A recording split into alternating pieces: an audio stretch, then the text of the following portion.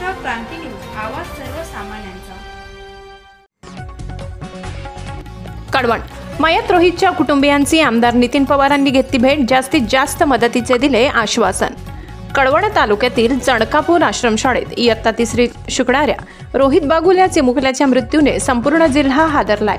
दिनांक 8 सप्टेंबर रोजी प्रकृती बिघडून रोहितचा मृत्यू झाला होता। धक्कादायक बाब म्हणजे तब्बल 5 तास रोहितचा मृतदेह मुख्याध्यापकांच्या टेबलावरच पडून होता।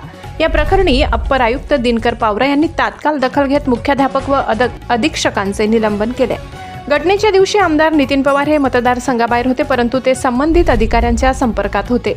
या घटनेबाबत कळवण सुरगाणा मतदारसंघाचे आमदार नितीन पवार व माजी जिल्हा परिषद अध्यक्षा जयश्री पवार यांनी तीव्र खेद व्यक्त केला असून शाळा प्रशासनाच्या हलगर्जीपणाचा निषेध नोंदवलाय। रोहितच्या कुटुंबियांना शासनाकडून योग्य न्याय व जास्तीत जास्त मदत मिळावी यासाठी प्रयत्नशील असल्याचे त्यांनी स्पष्ट केले।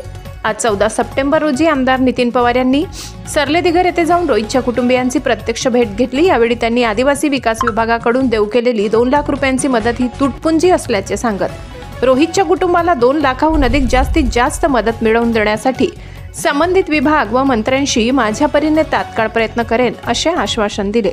या भेटीत आमदार पवार यांच्यासोबत आदिवासी सेवक DM गायकवाड, आदिवासी संघटनेचे पदाधिकारी सुदाम भोये, राजू पाटील, फुलाजी बागुल, शांताराम धुमसे, MD बागुल, सरलेदिगर येथील पोलीस पाटील तसेच ग्रामस्थ मोठ्या संख्येने उपस्थित होते।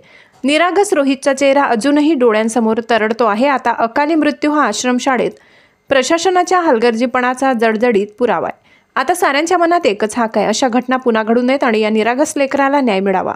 महाराष्ट्र क्रांती न्यूज साठी मुख्य संपादक प्रकाश बागुल, अभोना। अशाच नवनवीन बातम्या पाहण्यासाठी आमच्या महाराष्ट्र क्रांती न्यूज या YouTube चॅनलला लाईक करा, सबस्क्राईब करा आणि बेल आयकॉनला प्रेस करा।